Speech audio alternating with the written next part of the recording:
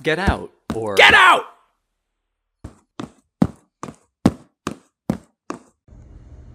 Welcome to Bismarck, North Dakota, the state's second largest city, with a metro population of roughly 133,000. The Bismarck-Mandan area was a stop along the Lewis and Clarke expedition after they made their way up the Missouri River, and to be honest, much of the landmarks within the city have that new frontier vibe.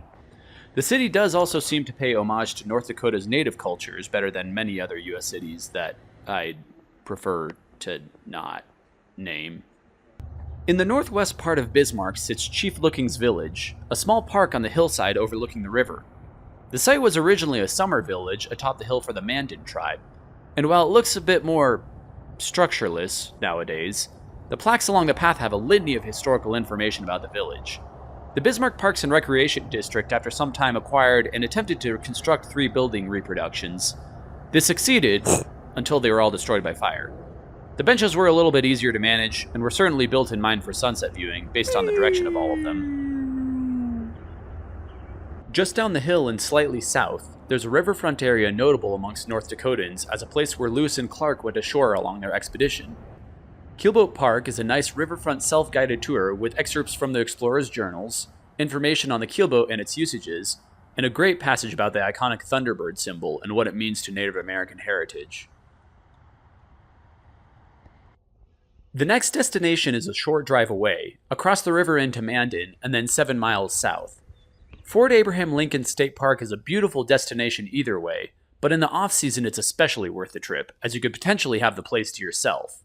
The one downside in this instance is that the trolley doesn't go year-round. It's the oldest state park in North Dakota with a tremendous amount of walking area. The reconstructed facilities are a blast to check out as well, from the Mandan on a Slant Village to the infantry post, which you can explore the interiors of.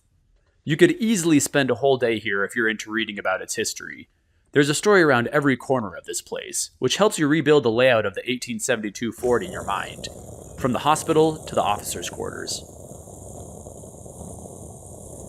Heading back into Bismarck should include a trip to the capital, if not just to acknowledge its unique architectural style.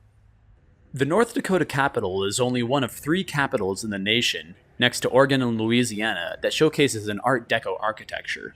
It also just so happens to be the tallest building in North Dakota. Because of the obvious draw to get to the top of it, the observatory is completely open to the public. There's even an elevator dedicated solely to the ride from the first floor to the top, so unless that Apple Watch is cattle prodding you to count your steps, you need not worry about climbing the 21 flights of stairs to get there. The top really does have some sweeping views overlooking the city. It's a great place to sit down and have a lunch. Right next to the state capitol is the North Dakota Heritage Center, where the State Historical Society offers its collections on display. It's essentially a museum, but the archive is quite expansive. The temporary exhibit is worth a visit, as is the Northern Lights Atrium, which you'll walk into upon entering. It's just a nice visual architecture piece. There's also a coffee shop on site if you aren't able to get through learning about the most wide-ranging state historical documentation without a pick-me-up. Or if you got up at 4:30 in the morning in order to get a flight out, and napping in that upright coach class seat just didn't quite do the trick, which is really a bummer because if you had planned ahead with your packing, then you wouldn't have gotten only 3 hours of sleep the night before and had to resort in such an uncomfortable position that resulted in a neck crick slightly to the right and abnormally tense forearms from a lack of blood flow from the elbows down over the course of 3 hours, thanks to their impression against the armrests. Anyway, the Bismarck-Mandan area may be your stop along the way, or it may be a destination, but don't pass up the rich history of North Dakota. There's plenty of backstory here among the land.